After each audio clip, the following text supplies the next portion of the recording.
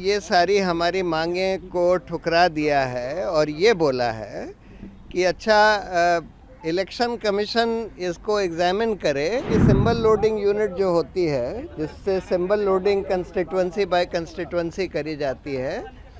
उसको कम से कम 45 दिन तक चुनाव सील करके रखा जाए। ईवीएम यूनिट्स की बर्न्ट मेमोरी को एग्जामिन करने का नंबर 2 या नंबर 3 कैंडिडेट दरखास्त दे सकता है। हम लोगों का ये कहना था कि ये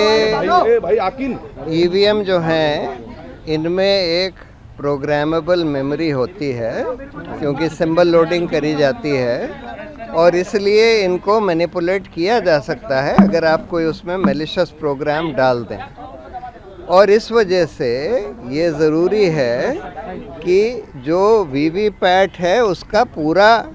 पेपर ट्रेल का ऑडिट होना चाहिए, सारे वीवीपैट स्लिप्स को काउंट करना चाहिए। और क्योंकि वीवीपैट में भी काला शीशा लगा दिया गया था, तो इस वजह से हम लोग ये कह रहे थे कि या तो उसका ट्रांसपेरेंट शीशा करिए और या नहीं तो उसको जो स्लिप जो प्रिंट होती है वोटर के हाथ में देकर और उसको उसमें बैलेट बॉक्स में डालकर और उसकी काउंटिंग कर लीजिए। सुप्रीम कोर्ट ने ये सारी हमारी मांगें को ठुकरा दिया है और ये बोला है कि अच्छा इलेक्शन कमीशन इसको एग्जामिन करे कि सारे बैलेट पेपर्स पर अगर हम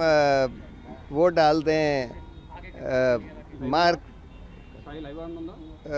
उस पर मार्क डाल दें, जिसको बार कोड जिसको कहते हैं, बार कोड डाल दें, तो उसकी फिर मैकेनिकली मशीन से काउंटिंग हो सकती है कि नहीं, इसको एग्जामिन करें। और दूसरा उन्होंने ये बोला है कि सिंबल लोडिंग यूनिट जो होती है, जिससे symbol loading constituency by constituency करी जाती है, उसको कम से कम 45 दिन तक चुनाव सील करके रखा जाए और चुनाव के बाद कम से कम 45 दिन तक रखा जाए, जिससे कि अगर कोई इलेक्शन पिटिशन फाइल होती है, कोई उसकी कोर्ट मांग करता है, तो उसको देखा जा सके। तीसरी बात उन्होंने ये बोली है कि जो इसमें इलेक्शन कमीशन ने बोला कि नहीं, इसमें जो मेमोरी होती है वो तो चिप में बर्न्ट होती है, और तो कोर्ट ने ये बोला है कि जो भी बर्न्ट मेमोरी है उसमें 5 हर असेंबली कंस्टिट्यूंसी में 5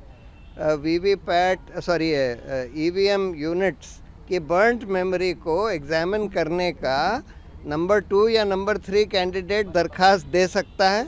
और उसको फिर एक टेक्निकल टीम एग्जामिन करेगी, लेकिन उसका खर्चा उस कैंडिडेट को देना होगा जो उसकी मांग करता है। ये कह के उन्होंने ये सारी पिटिशन डिस्पोज ऑफ कर दी।